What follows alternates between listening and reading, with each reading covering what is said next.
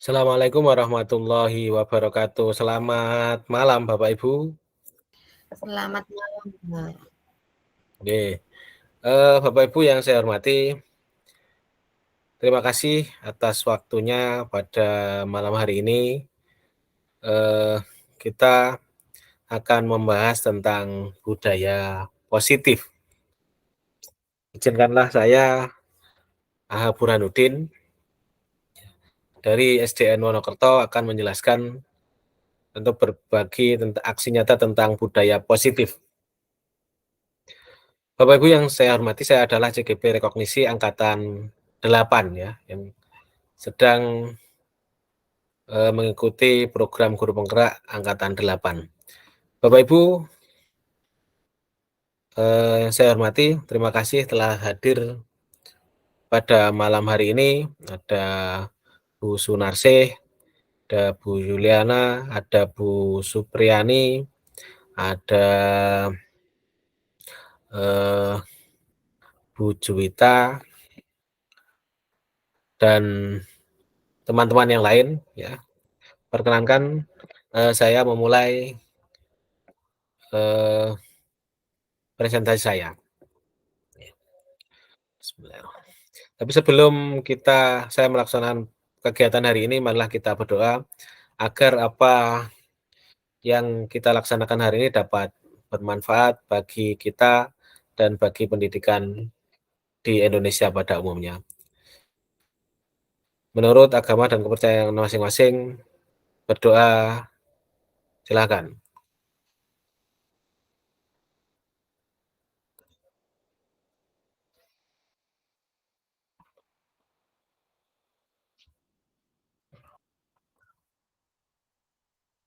Doa selesai. Bapak Ibu yang saya hormati, izinkan saya memulai presentasi hari ini karena waktu semakin malam nanti agar selesainya tidak terlalu malam. Dan kalau ada sesuatu hal yang ingin ditanyakan silahkan raise hand, ya. Silakan raise hand. Nanti akan ada waktu untuk Bapak Ibu bertanya. Bismillahirrahmanirrahim. Saya mulai saja ya, Ibu. Ki Hajar Dewantara dalam dasar-dasar pendidikan keluarga menyampaikan, kita ambil contoh perbandingan dengan hidup tumbuh-tumbuhan. Seorang petani dalam hakikatnya sama kewajibannya dengan seorang pendidik yang menanam padi misalnya. Hanya dapat menuntun tumbuhnya padi. Ia dapat memperbaiki kondisi tanah, memelihara tanaman padi, memberi pupuk dan air, membasmi ulat-ulat atau jamur yang mengganggu hidup tanaman padi yang lainnya.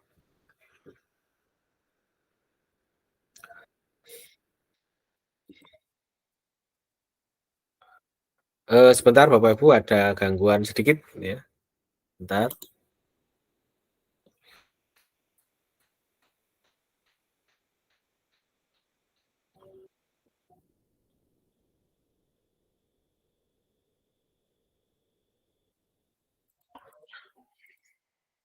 Saya lanjutkan Bapak Ibu.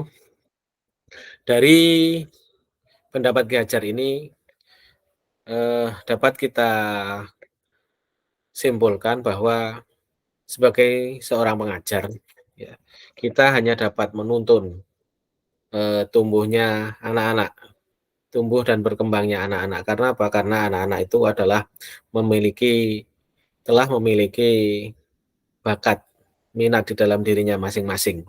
Ya. Ibarat padi, ia akan tumbuh menjadi padi. Ya. Sebagai petani kita hanya bisa menuntun tumbuhnya padi. Ya. Kita hanya dapat memperbaiki kondisi tanah, memelihara tanaman padi, memberi pupuk dan air, serta membasmi ulat-ulat atau jamur yang mengganggu hidup tanaman padi dan yang lainnya. Selanjutnya, cobalah buka. Bapak Ibu coba kepalkan tangan Bapak Ibu. Anda menyimpan sesuatu yang sangat berharga di dalam kepalan tangan Anda. Anda perlu menjaga benda tersebut sekuat tenaga, karena begitu penting. Tugas rekan Anda mencoba dengan segala cara untuk membuka kepalan tangan Anda.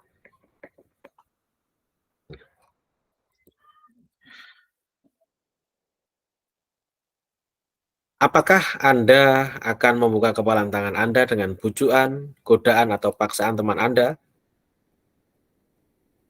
Mengapa?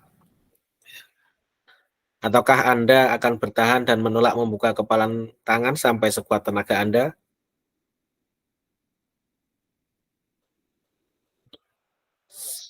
Silakan dijawab untuk pertanyaan pertama. Apakah Anda akan membuka kepalan tangan Anda dengan bujukan, godaan, atau paksaan teman Anda? Bu Supriyani, monggo.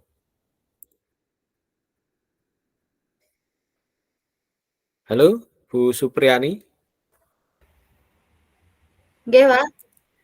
Mic-nya belum dibuka. Oh, sudah. Apakah Anda akan membuka kepalan tangan Anda dengan bujukan, godaan, atau paksaan teman Anda? Tidak, Mengapa? karena saya akan membukanya atas keinginan saya sendiri. Ataukah Anda akan bertahan dan menolak membuka kepalan tangan sampai sekuat tenaga Anda? Ya, Ya, mengapa? karena saya tidak mudah dipaksa. Tanpa keinginan saya sendiri, saya tidak akan membukanya. Oke, benar sekali. Terima kasih Bu Supriyani ya. Jawaban yang bagus sekali. Jadi begitulah Bapak Ibu ya. Jadi kita tidak bisa memaksa ya, tidak bisa membujuk, menggoda atau memaksa orang lain ya. Kenapa? Karena paksaan atau yang kita lakukan itu tidak akan mempengaruhi orang lain ya. Berubahnya seseorang itu karena dirinya sendiri ya, karena keinginan sendiri. Ya. Perubahan paradigma ya. Yang pertama, pada zaman dulu guru itu mengontrol murid ya. Yang kedua, kritik dan membuat orang merasa bersalah dapat menguatkan karakter. Itu paradigma dulu ya. Semua penguatan positif, efektif, dan bermanfaat. Orang dewasa memilih hak untuk memaksa. Itu menurut Dr. William Glasser dalam kontrol teori. Ya. Selanjutnya, perubahan paradigma, stimulus respon, dan teori kontrol. Bisakah kita mengontrol seseorang? Ya. Di dalam stimulus respon, ya, kita mencoba mengubah agar orang ya mengubah orang agar berpandangan sama dengan kita. Tetapi dalam teori kontrol, kita berusaha memahami pandangan orang lain tentang dunia. Dalam stimulus respon, perilaku buruk dilihat sebagai suatu kesalahan. Dalam teori kontrol, bedanya semua perilaku memiliki tujuan. Dalam teori stimulus respon, ya orang lain bisa mengontrol saya. Dalam teori kontrol, hanya Anda yang bisa mengontrol diri Anda, seperti tadi. Ya. Saya bisa mengontrol orang lain dalam stimulus respon. Dalam teori kontrol, Anda tidak bisa mengontrol orang lain. Pemaksaan ada pada saat bujukan gagal, itu pada stimulus respon, dan kolaborasi dan konsensus menciptakan pilihan-pilihan baru. Dalam stimulus respon, ada model berpikir menang kalah. Di dalam teori kontrol, ada model berpikir menang-menang, tidak ada menang kalah. Jadi semua ikut di dalamnya. Selanjutnya Bapak Ibu, apakah makna disiplin? Disiplin itu berasal dari bahasa Latin disiplina, yang artinya belajar. Makna asal dari kata ini berkonotasi dengan disiplin diri dari murid-murid Socrates dan Plato. Disiplin diri membuat orang menggali potensinya menuju sebuah tujuan apa yang dia hargai. Namun dalam budaya kita, makna kata disiplin telah berubah menjadi sesuatu yang dilakukan seseorang pada orang lain untuk mendapatkan kepatuhan. Kecenderungan umum adalah menghubungkan disiplin dengan ketidaknyamanan, bukan dengan apa yang kita hargai atau pencapaian suatu tujuan mulia. Itu yang sering kita pahami. Selanjutnya teori motivasi perilaku manusia. Yang pertama, motivasi eksternal, yaitu untuk menghindari ketidaknyamanan atau hukuman. Biasanya di dalam hatinya apa yang akan terjadi apabila saya tidak melakukannya. Yang kedua ada motivasi eksternal juga, ya, untuk mendapatkan imbalan dari orang lain atau institusinya. Di dalam hatinya biasanya berpendapat apa yang akan saya dapatkan apabila saya melakukannya. Yang nomor 3, itu adalah motivasi internal yang bertujuan disiplin positif ya, untuk menghargai diri sendiri, menjadi insan sesuai harapan kita. Biasanya di dalam hatinya itu eh, bilang atau mengatakan saya akan menjadi orang yang seperti apa bila saya melakukannya. Ya. Selanjutnya tentang merdeka. Ya. Menurut Ki Hajar Dewantara, merdeka itu tidak hanya terlepas dari perintah, tetapi juga cakap buat memerintah diri sendiri. Itu adalah kata merdeka. Di dalam eh, konteksnya merdeka, itu ada merdeka belajar ya, ada peraturan kelas, ada keyakinan kelas, ada lingkungan positif dan ada budaya positif. Ya. Selanjutnya keyakinan kelas, hukuman dan penghargaan. Mengapa keyakinan kelas bukan peraturan saja? Ini yang perlu kita garis bawahi ya. Mengapa di dalam program guru penggerak ini dinamakan keyakinan kelas, ya, bukan dinamakan peraturan. Ya. Coba kita uji ya, coba kita lihat yang telah ada. Mengapa ada peraturan harus menggunakan helm bila mengendarai kendaraan roda 2? Mengapa ada peraturan 3M, yaitu menggunakan masker, mencuci tangan, dan menjaga jarak 1,5 meter? Mengapa harus datang tepat waktu pada saat mengikuti pelatihan? Ya. Untuk mendukung motivasi instruksi tersebut, kembali ke nilai-nilai atau keyakinan-keyakinan yang lebih menggerakkan seseorang dibandingkan mengikuti serangkaian peraturan-peraturan. Ya.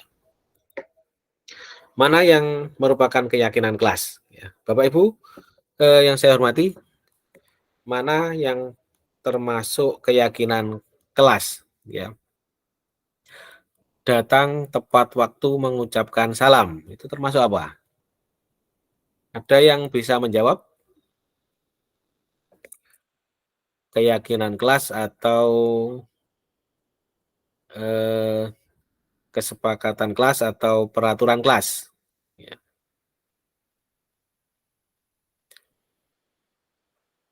Ada yang bisa menjawab? Keyakinan kelas, Ya, datang tepat waktu mengucapkan salam? kesepakatan, Kesepakatan. Menjaga kebersihan sekolah? kesepakatan, Eh, berdoa sebelum dan sesudah kegiatan? keyakinan, Keyakinan Bu Supriyani ya. Aktif dalam pembelajaran? kesepakatan, Kesepakatan. Ada tertib? kesepakatan. Kesepakatan. Semua kesepakatan berarti ya? Oh, iya, iya, iya. Ya. Eh, eh, kami guru dan murid yang saling menyayangi. Kesepakatan ya, lewat chat ya, kolom chat.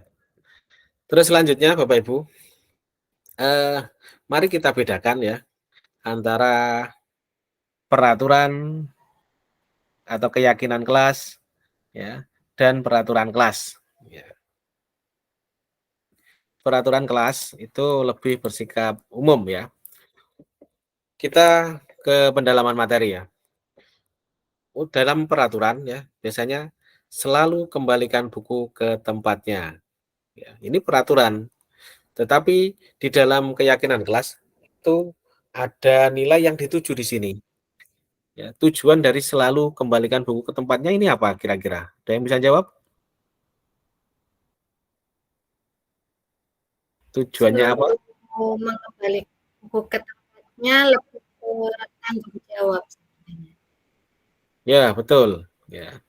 Terus dilarang mengganggu orang lain. Atau nilai yang kebajikan yang dituju apa kira-kira dari dilarang mengganggu orang lain? Menghargai orang lain. Menghargai orang lain, betul. Ya. Hadir di sekolah 15 menit sebelum pembelajaran dimulai. Kira-kira nilai kebajikan yang dituju apa? Disiplin. Disiplin, betul. Dari yang lain. Dari Bu Juwita, coba. Ya. Dilarang melakukan kekerasan. Nilai kebajikan yang dituju apa? Kira-kira.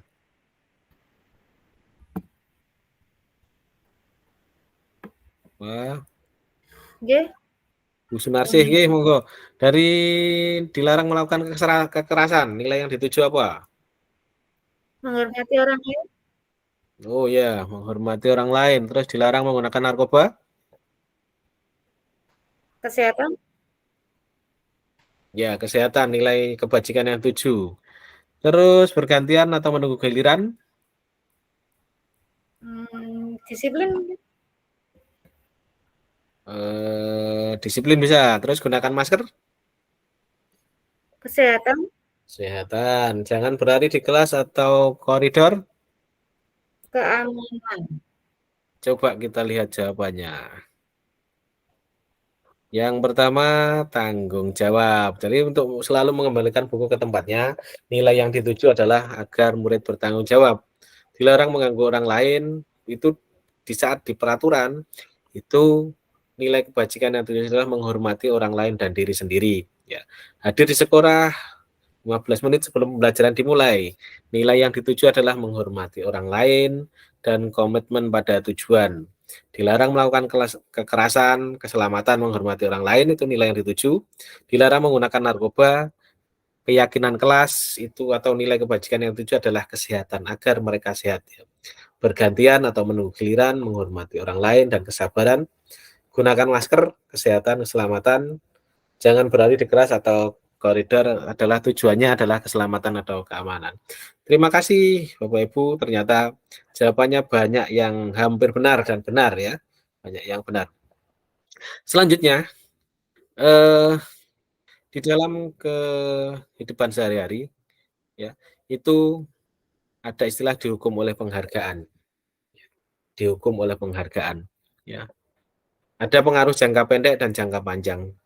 Ada penghargaan yang menghukum, ada penghargaan yang mengurangi ketepatan, ada penghargaan yang tidak efektif, dan penghargaan yang merusak hubungan. Maksudnya bagaimana? Mari kita identifikasi. Ya. Salah satu tindakan guru, menyuruh murid mencatat. Ya. Di dalam bukunya disuruh mencatat, saya tidak akan terlambat lagi sebanyak 100 kali karena terlambat datang di sekolah. Ini termasuk hukuman atau konsekuensi. Yo, siapa yang mau menjawab? Itu kalau menurut saya lebih ke hukuman. Hukuman. Ya, Bu Juliana, terima kasih. Terus yang nomor 2 sekalian. Menyuruh murid mengelilingi lapangan basket 2 kali karena terlambat hadir di sekolah. Itu hukuman atau konsekuensi? Itu hukuman. Hukuman. Selanjutnya ganti pada Bu Supriyani. Meminta murid push up sebanyak 15 kali karena ke sekolah tidak memakai masker. Hukuman atau konsekuensi? Hukuman juga. Hukuman, betul. Meminta murid mengganti kertas tugas teman yang dicoret-coret. Konsekuensi. Meminta murid mengganti konsekuensi. Meminta murid membersihkan tumpahan air di meja. Ya, konsekuensinya harus membersihkan. Lebih ke konsekuensi itu. Konsekuensi. Terima kasih Bu Supriyani. Terus meminta murid tidak mengenakan sepatu seharian di sekolah karena sepatunya tidak berwarna hitam. Hukuman atau konsekuensi? Hukuman. Hukuman. Terus menyuruh murid lari mengelilingi lapangan basket sebanyak 2 kali karena terlambat ikut pemanasan saat pelajaran PJOK. Hukuman atau konsekuensi? Hukuman. Hukuman. Terima kasih ibu-ibu yang menjawab semua ya. Selanjutnya kita lihat jawabannya ya. hukuman atau konsekuensi. Ya. Ternyata Bapak Ibu menyuruh murid mencatat, saya 3 hari terlambat lagi sebanyak 100 kali karena terlambat datang ke sekolah itu adalah hukuman. Ya. Dan menyuruh murid lari mengelilingi lapangan basket itu juga termasuk hukuman. Meminta murid push up sebanyak 15 kali itu juga hukuman. Meminta murid mengganti kertas tugas teman yang dicoret-coret itu adalah konsekuensi dari perlakuan yang dilakukan, itu perbuatan yang dilakukan. Dan meminta murid membersihkan tumpahan air di meja karena tempat minumnya tersenggol, itu juga adalah konsekuensi dari apa yang telah dilakukannya. Meminta murid tidak mengenakan sepatu seharian di sekolah karena sepatunya tidak berwarna hitam, itu adalah hukuman. Ya. Menyuruh murid lari mengelilingi lapangan basket sebanyak 2 kali karena terlambat ikut pemanasan saat pelajaran PJOK. Itu adalah konsekuensi sebagai ganti dia terlambat ikut pemanasan. Ya. Sebagai gantinya pemanasan. Jadi itu adalah konsekuensi dari tindakan yang telah dilakukannya.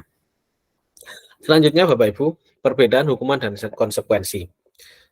Secara gamblang akan dijelaskan ya, hukuman itu adalah sesuatu yang menyakitkan, harus terjadi.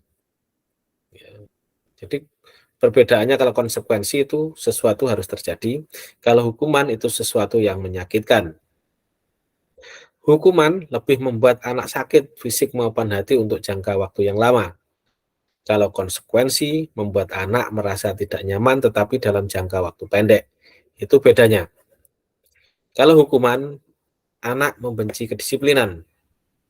Dengan hukuman, anak akan membenci kedisiplinan. Tetapi dengan konsekuensi, anak akan menghargai sikap disiplin. Hukuman sifatnya paksaan atau memaksa. Kalau konsekuensi ada stimulus, ada tanggapan atau respon. Akibat stimulus, akhirnya menyebabkan adanya tanggapan atau konsekuensi. Hukuman mendorong anak menyakiti diri sendiri. Ya. Tetapi kalau konsekuensi mendorong anak agar mudah menyesuaikan diri. Hukuman itu konsep diri yang buruk. Ya. Kalau konsekuensi adalah konsep diri yang baik. Dengan hukuman, anak akan belajar untuk menyembunyikan kesalahan. Ya. Agar tidak dihukum. Itu akibat dari hukuman. Tetapi kalau konsekuensi, anak belajar untuk mematuhi peraturan yang telah diterapkan. Ya. Dengan hukuman akan ada rasa marah, rasa bersalah, dipermalukan, merasa tak dihargai. Tetapi dengan konsekuensi, anak akan kehilangan hak karena tidak sesuai dengan apa yang dilakukan, dikatakan atau disepakati. Dibuat tidak nyaman, diasingkan tetapi untuk sementara waktu. Itu adalah perbedaan hukuman dan konsekuensi. Ya. Jadi di sini dapat kita lihat ya, pentingnya kesepakatan kelas yang ujungnya akan berdampak pada konsekuensi. Ya. Kebutuhan dasar manusia, ya. Bapak Ibu yang saya hormati, kebutuhan dasar manusia itu ada 5. Yang pertama adalah kebutuhan bertahan hidup. Ya. Yang kedua, cinta dan kasih sayang, ya, kebutuhan untuk diterima. Ya. Yang ketiga, penguasaan, kebutuhan pengakuan atas kemampuan. Ya. Yang keempat, kebebasan, yaitu kebutuhan akan pilihan. Yang kelima, kesenangan, yaitu kebutuhan untuk merasa senang. Itu adalah kebutuhan dasar 5 manusia. Ada 5 ya. Ada freedom, fun, belonging, power, dan survival. Itu kebutuhan manusia. Bapak Ibu yang saya hormati, ya, ini ada beberapa hal. Mohon maaf saya izin mengecas laptop ya karena ini HP-nya mau habis ya, baterainya mau habis. Izin sebentar.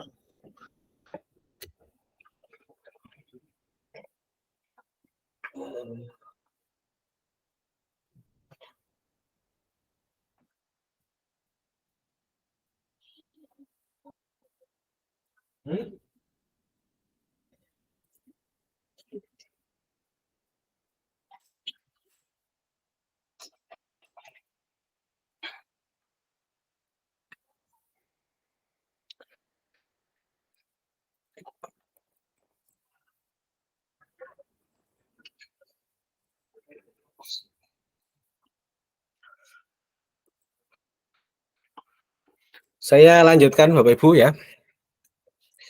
Kita coba mengidentifikasi termasuk kebutuhan apakah ini. Ya.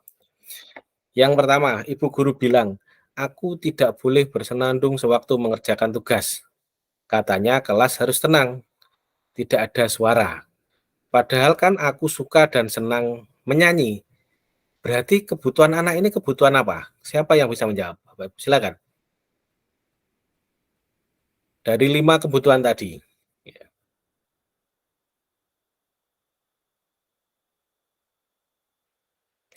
Ibu guru bilang aku tidak boleh bersenandung sewaktu mengerjakan tugas. Katanya kelas harus tenang, tidak ada suara. Padahal kan aku suka dan senang menyanyi. Termasuk kebutuhan apa? Kesenangan. Kebutuhan kesenangan. Ya, tepat sekali. Berarti anak tersebut membutuhkan kebutuhan kesenangan. Contoh yang nomor 2. Ibu guru tidak menyapaku hari ini, padahal aku pakai jepit rambut baru. Kalau dilihat dari kasus ini, berarti kebutuhan anak ini kebutuhan apa? Dari 5 kebutuhan ini.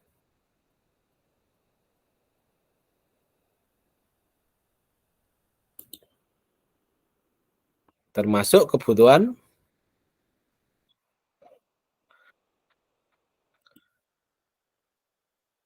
Cinta dan kasih. cinta dan kasih sayang. Betul, berarti anak ini butuh perhatian, butuh cinta dan kasih sayang ya, kebutuhan untuk diterima. Terus selanjutnya, aku bosan, masa belajarnya cuma gitu-gitu aja, dengerin ibu guru aja. Berarti anak ini eh, kira-kira membutuhkan atau kebutuhannya apa?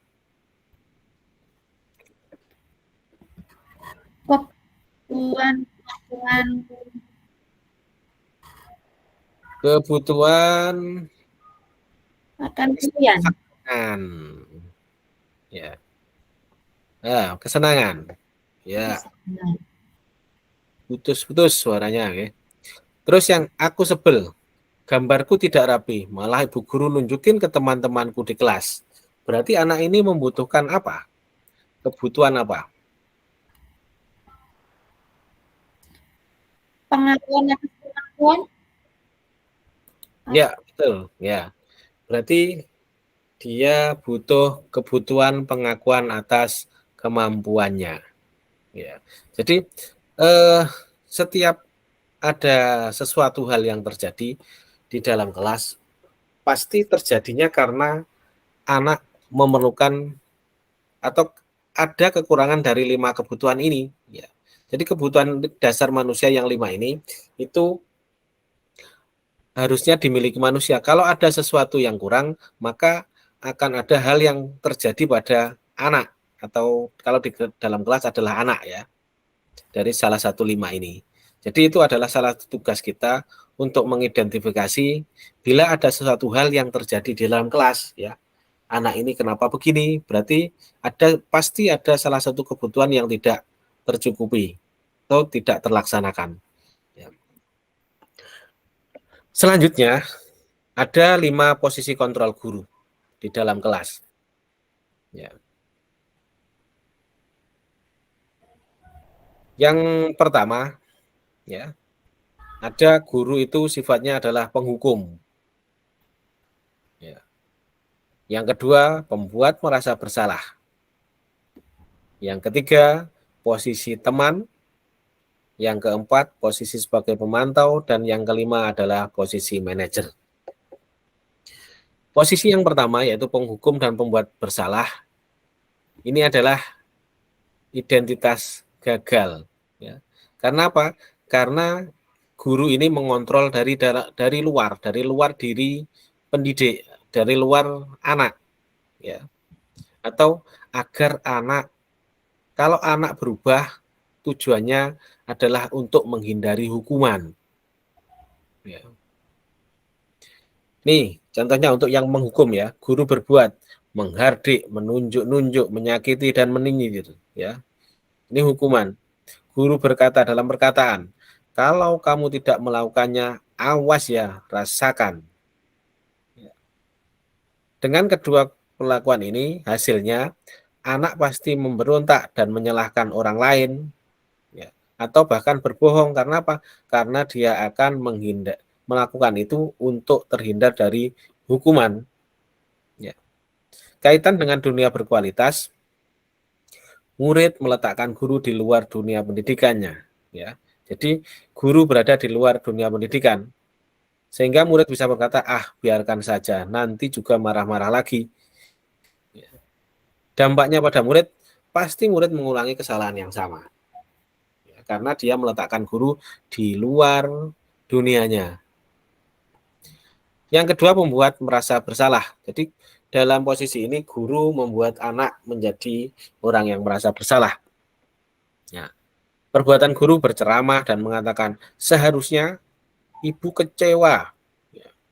Ibu tidak suka.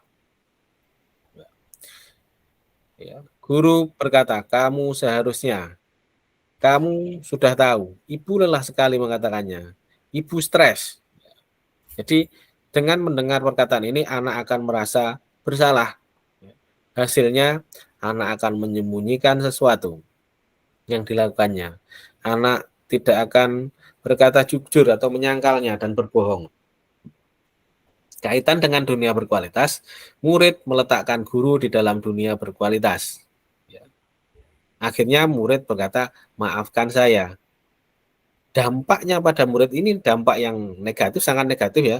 Murid merasa rendah diri, jadi dia sangat tidak percaya diri dengan dirinya sendiri.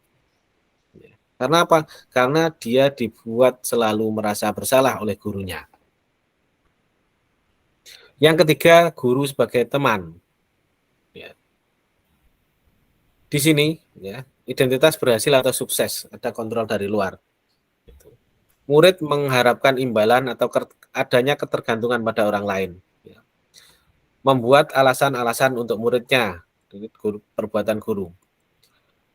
Guru berkata, ayo lakukanlah demi ibu. Masa kamu tidak mau? Ingat, tidak ya. Ingat tidak, ibu pernah bantu. Ini salah satu contohnya. Hasilnya murid akan ketergantungan dengan gurunya. Ya, sangat ketergantungan dengan gurunya. Kaitan dengan dunia berkualitas, murid meletakkan guru sebagai orang yang sangat penting di dunia berkualitas. Ya. Murid berkata, saya pikir bapak atau ibu teman saya, ternyata begitu. Ya. Hal ini menghasilkan murid yang lemah, tidak mandiri dan tergantung dengan orang lain, tergantung dengan guru. Yang keempat, posisi guru sebagai pemantau. Ya.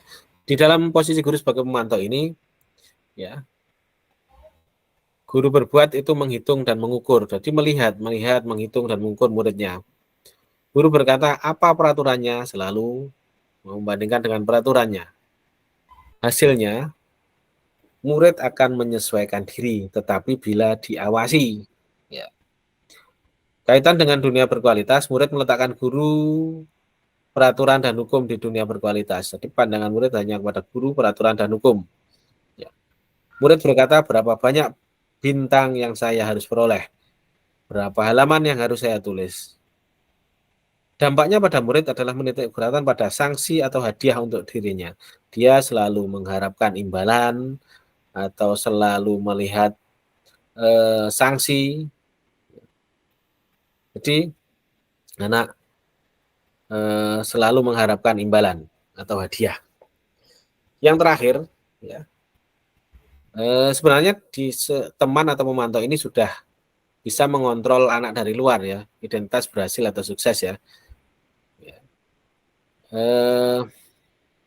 Tetapi ada yang lebih baik lagi, yaitu identitas dengan menghargai diri sendiri atau guru sebagai manajer di sini. Jadi anak bisa menghargai dirinya sendiri. Perbuatan guru adalah mengajukan pertanyaan-pertanyaan. Guru berkata, apa yang kita yakini, apa yang bisa kau kerjakan untuk memperbaiki masalah ini. Jadi guru selalu memancing murid agar bisa menyelesaikan masalahnya sendiri. Hasilnya apa? Menguatkan pribadi murid. Jadi murid murid menjadi pribadi yang kuat. Kaitan dengan dunia berkualitas, murid meletakkan dirinya sebagai individu yang positif dalam dunia berkualitas. Dia selalu berpikir positif. Murid berkata, bagaimana caranya saya bisa memperbaiki keadaan ini? Dampaknya pada murid bisa mengevaluasi diri. Bagaimana dia berpikir untuk memperbaiki dirinya. Ini sumbernya adalah Diana Gusen, Restitution School Discipline. Ini adalah posisi kontrol guru. Diskusi 5 posisi kontrol. Bapak Ibu yang saya hormati, di mana posisi Anda sebelum belajar disiplin positif? Ya. Jadi Bapak Ibu yang hadir, di mana posisi Anda sebelum belajar disiplin positif ini? Apakah sebagai penghukum? Apakah membuat merasa bersalah, teman, pemantau, atau manajer? Di manakah posisi Anda saat ini sebelum belajar ini? Adakah yang bisa menjawab? Saya lebih sering merasa bersalah. Sering membuat merasa bersalah, ya. Bagaimana perasaan Anda saat itu? Perasaannya ya, bagaimana ya, maksudnya juga kasihan juga sebenarnya teman-teman. Kasihan kepada anaknya. Ya. Di mana posisi Anda saat ini, setelah belajar 5 posisi kontrol ini? Anda akan menempatkan posisi Anda di mana? Manajerial. Manajerial. Bagaimana perasaan Anda saat sudah berada di posisi manajerial ini? Ya lebih dengan senang dengan keadaan anak-anak saat ini. Ya. Jadi lebih bertanggung jawab. Terima kasih. Ya. Selanjutnya, Bapak Ibu, ya. Berapa besar sebuah pesan tersampaikan, ya? Dengan kata-kata, ya, dengan kata-kata yang banyak, itu pesannya hanya 10% yang tersampaikan. Dengan nada suara yang keras, itu hanya 35% yang tersampaikan. Dengan perbuatan nonverbal, ya, itu 55% yang tersampaikan. Jadi, di dalam menanggapi suatu kejadian terhadap suatu murid, itu lebih kepada nonverbal yang lebih dapat meresap ke dalam diri anak. Kalau dalam posisi kontrol, 5 posisi kontrol guru, itu lebih kepada manajerial, yaitu menyampaikan pesan-pesan agar murid bisa menghadapi apa yang dilakukannya dengan keadaannya sendiri, dengan kekuatannya sendiri. Itu intinya. Selanjutnya, kegiatan nada suara. Ya. Tugas Anda bersama-sama pada saat hitungan ketiga mempraktikkan nada suara kelima posisi kontrol. Jadi ini adalah soal, ya, ada soal, silakan nanti dijawab. Apakah ini penghukum, pembuat orang lain merasa bersalah, ataukah teman, atau pemantau, atau manajer. Ya. Silakan dijawab. Ya. Yang pertama, apa yang kamu mau? Itu termasuk apa? Penghukum, 1, 2, 3. Teman. Teman. Apakah benar? Terus apa yang sedang kamu kerjakan?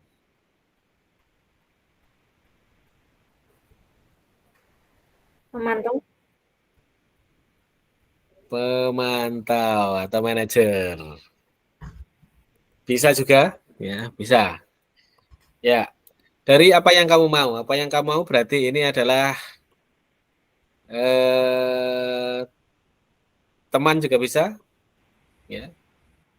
Kalau penghukum tidak, membuat orang lain merasa bersalah juga tidak, ya. Pemantau atau manajer bisa juga. Terus apa yang sedang kamu kerjakan? Ini adalah lebih kepada pemantau. Ya. Selanjutnya Bapak Ibu kita, ya, di dalam memahami ini tadi, ya. Jadi ada 5 posisi kontrol guru, itu yang paling baik adalah posisi manajer, ya, di dalam melaksanakannya. Ya, jadi ada penghukum, ada pembuat orang lain merasa bersalah, ada sebagai teman, ada sebagai pemantau, dan yang terakhir adalah manajer. Selanjutnya kita beralih kepada pembahasan restitusi. Ya, ini masih berkaitan dengan disiplin positif ya. Apa itu restitusi? Restitusi adalah proses menciptakan kondisi bagi murid untuk memperbaiki kesalahan mereka, sehingga bisa kembali ke kelompok mereka dengan karakter yang lebih kuat. Kata kuncinya adalah proses menciptakan kondisi bagi murid untuk memperbaiki kesalahan mereka. Ya, proses menciptakan kondisi bagi murid untuk memperbaiki kesalahan mereka, sehingga bisa kembali ke kelompok mereka dengan karakter yang lebih kuat. Itu menurut Gusen. Ya. Selanjutnya, orang yang bahagia akan mengevaluasi diri sendiri. Orang yang tidak bahagia akan mengevaluasi orang lain. Itu kata kunci kita hari ini, menurut William Glasser. Ya. Selanjutnya, Bapak Ibu, ada 3 tahap evaluasi diri. Yang pertama, saya tidak suka cara saya berbicara padamu. Ya. Saya tidak suka cara saya berbicara padamu. Ya. Yang dua, kesalahan yang saya lakukan adalah. Yang ketiga, besok lagi saya akan titik. Ya, ini adalah 3 tahap evaluasi diri. Yang pertama, saya tidak suka. Ini tentang cara berbicara ya. Saya tidak suka cara saya berbicara padamu. Ya. Ini bentuk evaluasi yang pertama. Saya tidak suka apa saja. Ya. Yang kedua, kesalahan yang saya lakukan adalah ada 4 di sini. Saya sebenarnya punya informasi yang kamu butuhkan. Saya lelah dan saya bicara terlalu cepat. 3, saya tidak jelas menyampaikan apa yang saya inginkan. Pemahaman saya berbeda dengan pemahamanmu. Ini beberapa kesalahan. Yang ketiga, besok lagi saya akan menyampaikan informasi yang saya punya dan kamu butuhkan. Saya akan berbicara lebih lambat. Saya akan berbicara lebih jelas tentang keinginan saya. Menyampaikan pemahaman saya padamu. Ini 3 tahap evaluasi diri. Bapak Ibu yang saya hormati, ini adalah 9 ciri restitusi. Restitusi itu bukan untuk menebus kesalahan, tetapi untuk belajar dari kesalahan. Yang dua, memperbaiki hubungan. 3, restitusi itu adalah sebuah tawaran, bukan memaksa orang, ya, tapi sebuah tawaran. 4, menuntun untuk melihat ke dalam diri. Yang kelima, mencari kebutuhan dasar yang mendasari tindakan. 6, cara untuk memperbaiki diri. 7, fokus pada karakter. Jadi fokus dari restitusi ini pada karakternya, bukan tindakannya. 8, fokus pada solusi. 9, mengembalikan murid yang berbuat salah pada kelompoknya. Jadi agar murid bisa kembali pada kelompoknya dengan baik. Bapak Ibu yang saya hormati, ini adalah segitiga restitusi. 3 langkah restitusi. Yang pertama adalah menstabilkan identitas. Yang kedua, validasi tindakan yang salah. Yang kedua, validasi tindakan salah. Yang 3, menanyakan keyakinan. Ya. Menstabilkan identitas. Contohnya, jika anak bersalah ya, yang langkah pertama yang dilakukan adalah menstabilkan identitas. Ya. Dengan cara apa? Dengan cara bahasa atau dengan cara kata-kata. Kamu bukan satu-satunya yang pernah melakukan ini. Setiap orang pasti pernah melakukan kesalahan. Ini salah satu contohnya, atau contoh lagi. Jika orang lain berada pada posisimu, pasti juga melakukan perilaku yang sama denganmu ini. Jadi di dalam tahap ini agar anak itu seakan-akan menstabilkan identitas itu adalah anak benar-benar bisa berteman dengan kita, ya, agar dia bisa nyaman, ya, bahwa dia tidak merasa bersalah sendirian, ya. Jadi orang lain pun pasti akan melakukan hal yang sama. Yang kedua, validasi tindakan yang salah. Ya. Contohnya, kamu tentu punya alasan mengapa melakukan itu. Adakah cara yang lebih efektif untuk mendapatkan apa yang kamu butuhkan? Adakah cara lain, tanggapan lain yang lebih baik daripada apa yang kamu lakukan? Itu adalah validasi tindakan yang salah. Terus yang nomor 3 adalah menanyakan keyakinan. Setelah kamu tahu tentang apa yang telah kamu lakukan ini, kamu ingin menjadi orang yang seperti apa? Atau kamu setelah ini akan berlaku bagaimana? Ada contoh lagi, nilai-nilai apa yang telah kita sepakati. Ya, ini pada akhir sesi ya. Jadi dengan dalam pembicaraan ini, nilai-nilai apa yang telah kita sepakati. Ini adalah tiga langkah dalam menjalankan restitusi. Yaitu yang pertama, kita harus menstabilkan identitasnya dulu. Setelah identitasnya stabil, baru validasi tindakan yang salah. Apa yang salah, apa tindakanmu ini, apa yang salah, ya, seharusnya bagaimana. Terus yang nomor tiga, menanyakan keyakinan. Ya, menanyakan keyakinan, contohnya kamu ingin menjadi orang yang seperti apa. Setelah apa yang kita bicarakan, nilai-nilai apa yang telah kita sepakati, atau kamu dalam masa depan setelah pembicaraan ini akan bersikap bagaimana. Ya. Itu adalah tiga atau segitiga restitusi. Tiga langkah restitusi. Segitiga restitusi. Tahap pertama, menstabilkan identitas. Untuk membuat murid yang merasa gagal karena berbuat salah menjadi positif terhadap dirinya. Ini yang paling penting ya. Jadi anak yang bersalah atau merasa gagal atau yang berbuat salah itu menjadi positif pikirannya. Contohnya ya, guru berkata, berbuat salah itu adalah hal yang manusiawi, yang lumrah, tidak manusia yang sempurna. Bapak Ibu juga mempunyai salah. Bapak Ibu juga berbuat salah. Kita pasti bisa menyelesaikan permasalahan ini. Bapak Ibu tidak tertarik untuk mencari tahu siapa yang benar, siapa yang salah. Bapak Ibu lebih tertarik untuk menyelesaikan masalah. Kalau kamu menyalahkan dirimu sendiri terus-menerus, apakah kamu bersikap baik pada dirimu? Ini adalah beberapa contoh perkataan untuk menstabilkan identitas murid. Jadi tujuan utama di sini adalah agar murid yang merasa gagal karena berbuat salah menjadi positif pikirannya terhadap dirinya sendiri. Ini segitiga restitusi yang pertama. Langkah kedua, validasi tindakan yang salah. Validasi tindakan yang salah ini membantu murid mengenali basic need yang ingin dipenuhi atau kebutuhan dasar yang ingin dipenuhinya ketika melakukan kesalahan itu. Seperti pembahasan kita yang tadi ya, ada 5 kebutuhan dasar manusia. Ya. Jika manusia melakukan kesalahan itu pasti ada salah satu kebutuhan yang tidak terpenuhi. Ya. 5 kebutuhan dasar yang tidak terpenuhi. Ya. Ini adalah validasi tindakan yang salah. Guru berkata, contohnya ya, kamu bisa saja melakukan hal yang lebih buruk tetapi kamu tidak melakukannya kan? Kamu pasti punya alasan mengapa melakukannya. Apa yang penting bagi kamu?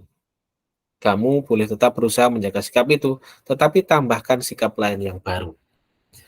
Maukah kamu belajar cara lain untuk mendapatkan yang kamu butuhkan tanpa harus memukul? Apakah kamu bisa melakukan dengan lebih baik besok? Ini adalah contoh-contoh validasi salah. Jadi di sini fokusnya adalah membantu murid mengenali basic need atau kebutuhan dasarnya yang diperlukan. Atau kita mencari kebutuhan dasar apa yang tidak ada, yang ingin dipenuhi oleh murid tersebut dengan melakukan kesalahan itu. Yang nomor 3, langkah segitiga restitusi adalah menanyakan keyakinan. Di sini murid melihat kesalahannya dihubungkan dengan nilai-nilai kebajikan yang diyakini, mendasari manusia berinteraksi dengan orang lain.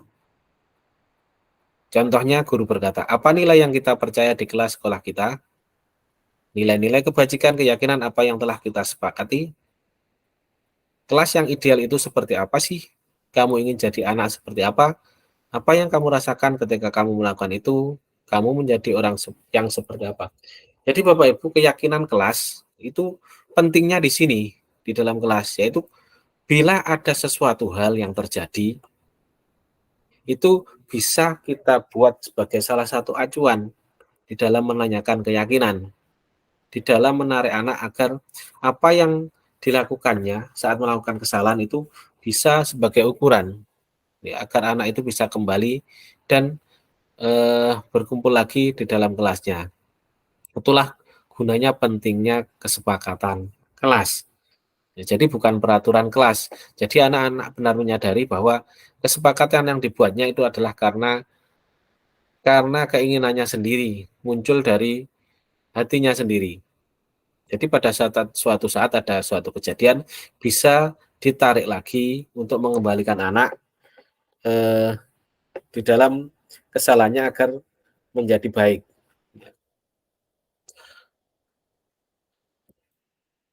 Selanjutnya, Bapak Ibu, di dalam segitiga restitusi ya, ada intervensi 30 detik ya. Intervensi ini bisa membantu murid kembali ke tujuan semula dengan cukup singkat, memakai cara yang non-konfrontatif, cara yang tidak dengan paksaan. Ya. Ini 30 detik ya. Salah satu contohnya, apakah kamu ingin berbuat lebih baik? Apakah saat ini kamu sedang menjadi orang yang sedang kamu inginkan? Apakah kamu bisa mengubah kegiatan perilaku kamu saat ini menjadi sikap yang lebih membantu? Apakah wajar membuat kesalahan? Bisakah kita memperbaiki? Apa yang kamu lakukan saat ini sesuai? Kapan kamu siap untuk memulai? Kesepakatannya apa? Sepertinya kamu punya masalah. Saya bisa bantu apa? Saat ini kamu seharusnya berbuat apa? Apa yang bisa saya bantu agar kamu bisa melakukannya? Apakah saya bisa bantu kamu agar dapat segera mulai? Apakah tugas kamu saat ini? Bagaimana kamu ingin diperlakukan pada kegiatan ini? Bisakah kamu melakukannya? Apa yang kamu inginkan? Apa keyakinan kita? Itu adalah intervensi selama 30 detik yang bisa kita lakukan dan bisa membantu murid agar kembali ke tujuan semula dengan cukup singkat, memakai cara yang non-konfrontatif. Bapak Ibu, selesai sudah diseminasi ini, ya. Diseminasi ini selama hampir 1 jam atau 60 menit. Apakah ada yang ingin ditanyakan Bapak Ibu terkait budaya positif yang saya sampaikan ini? Yes. Ya, silakan Bu Supriyani. Oke. Untuk budaya positif ini khususnya kami untuk guru SD, apakah bisa diterapkan di kelas bawah, khususnya kelas 1 misalnya? Apakah kita bisa membuat kesepakatan atau keyakinan bersama untuk di kelas 1? Terima kasih pertanyaannya. Di kelas 1 itu memang agak lebih butuh perlakuan yang spesial karena kelas 1 merupakan kelas peralihan dari PAUD atau taman kanak-kanak menuju sekolah dasar. Tentu saja keyakinan kelas ini bisa dilakukan, tetapi dengan trik atau cara yang lebih khusus. Ya, kita harus lebih bisa menjelaskan, ya, harus secara agak detail, ya, agar anak-anak dalam satu kelas itu bisa menyepakati kesepakatan yang dibuat. Ya. Semakin anak dewasa semakin mudah membuat kesepakatan kelas. Karena apa? Karena anak yang sudah dewasa bisa berpikir dengan logis, ya. Lebih bisa berpikir logis ya. Tetapi kalau anak-anak itu harus kita tuntun dan harus kita bantu dalam berpikirnya. Bahkan pernah ada di sekolah atau lembaga saya, anak kelas 1 itu sangat mentaati kesepakatan kelas yang dibuatnya. Ya. Karena dia apa? Dia beranggapan bahwa kesepakatan kelas yang dibuat dengan gurunya itu harus ditaati. Ya. Saking begitu kuatnya, sampai pernah kesepakatan kelas ya masuk, kan ada di sana kesepakatan kelas masuk agar murid dan guru masuk kelas dengan tertib pada jamnya. Bahkan sering ya pada jam 10 ya, karena istirahatnya jam setengah 10 sampai jam 10. Pada saat sudah jam 10 bel kantor belum berbunyi, anak itu bahkan sampai ke kantor mencari gurunya. Bu guru sudah jam 10, kenapa kok belum masuk? Nah, itu sering-sering terjadi. Bahkan anak kelas 1 itu lebih bisa memegang kesepakatan kelasnya. Tapi yang penting di sini adalah kita harus bisa membawa anak itu atau menjelaskan anak ini agar memahami apa kesepakatan kelas yang dibuat bersama-sama. Mungkin begitu jawaban dari saya. Nggih, terima kasih.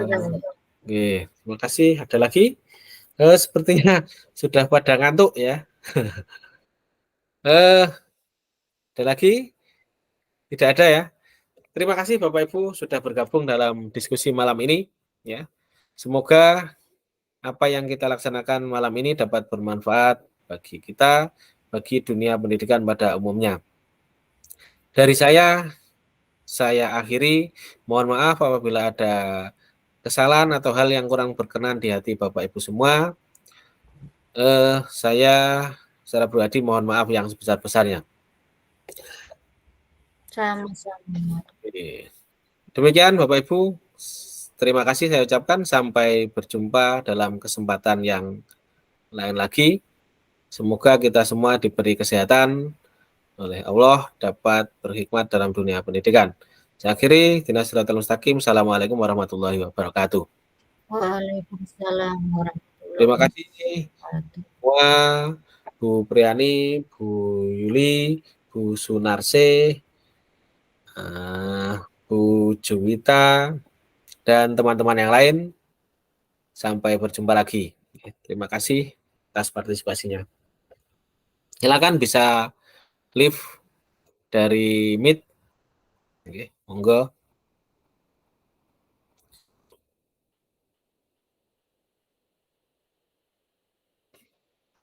Oh, ada Pak Sur juga ini tadi, nggih. Monggo, Pak Sur. Terima kasih, Pak Sur.